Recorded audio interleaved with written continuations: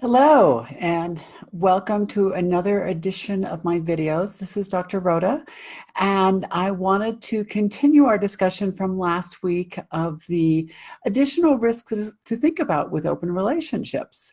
Last time we talked about the risks to consider with sexually transmitted infections and a little bit different way to think about it than most people discuss. And this week I wanted to talk about unintended pregnancies. I know we mentioned it last time in the previous video, but I wanted to talk a little bit more in depth about it because unintended pregnancies certainly are an issue for people to have to consider with open relationships. When you have more partners, there are more chances for pregnancies that you hadn't planned. And for many couples, when you start off into open relationships, if you've been in your primary relationship for a while, and especially if you're a little bit older, where you're maybe late 30s to early 50s, you've had all the children you want already. And so you may have already made decisions about permanent types of birth control, such as a vasectomy or a tubal ligation, which works well just for the two of you to not have to worry about any unintended pregnancies. However, you got to remember that now one of you still has your fertility. And so as you're going out and having more partners, one of you still has the possibility of being involved in an unintended pregnancy. So you may need to think about that as to whether you need to look at a new method of birth control, maybe another sterilization procedure for the other one. But these are things that you need to have on your mind. I know oftentimes if the female half has had a tubal ligation, the men will say, oh, well, condoms should be fine. Well, I can tell you that even with perfect condom use, latex condoms do break.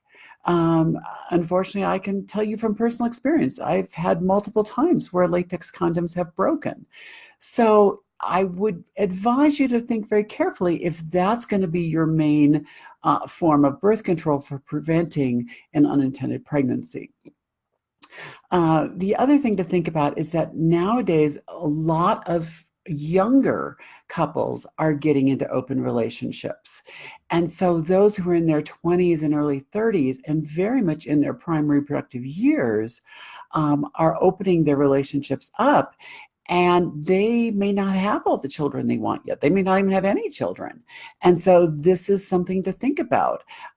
If you want to keep your fertility for the time being, because you may want to have children with your primary partner, then how do you manage this?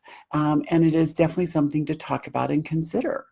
And that can work well for those who are in the swinging lifestyle, but those who are in polyamory, you really have to think about, do you even want more children with your other poly partners? Depending on the depth of your polyamorous relationships, you may want to have children with more than one of your partners. And that is something that oftentimes we don't think about in our society, which is so nuclear family oriented. We tend to think of in our relationships that there's two parents and then the kids.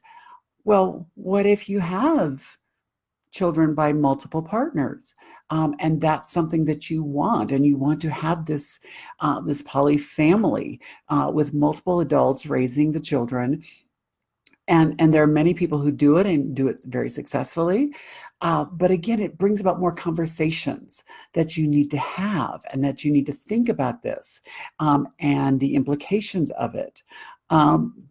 Because I have certainly seen situations with people in poly relationships where they're just now getting involved with bringing in a new partner, maybe all living together, and suddenly a pregnancy happens, and now they've got to deal with, oh, wait, we just started this new poly relationship. We're all just getting used to each other, and now there's a baby coming. How are we going to handle that? How do we feel about that? And so it is a good idea to talk about these things early on, rather than waiting till, oops, now we have to deal with this. So that's all. I don't necessarily have definitive answers of what you need to do. I think the main thing you need to do is you need to think about it. You need to talk about it and have these conversations with your partners about, what do we do if this happens? what are the implications, so that you're not caught off guard when suddenly that little pregnancy test turns positive. So anyway, that's all for today. Next week, I intend to start a new video for the thing that for a number of weeks and months now I keep talking about is coming. Well, it is finally going to be coming to fruition. So the big news is finally happening for anybody who's been following this. And I'm happy to report I will give you a lot more information about it next week. So have a wonderful week, and I will see you then. Thanks for joining me. Bye.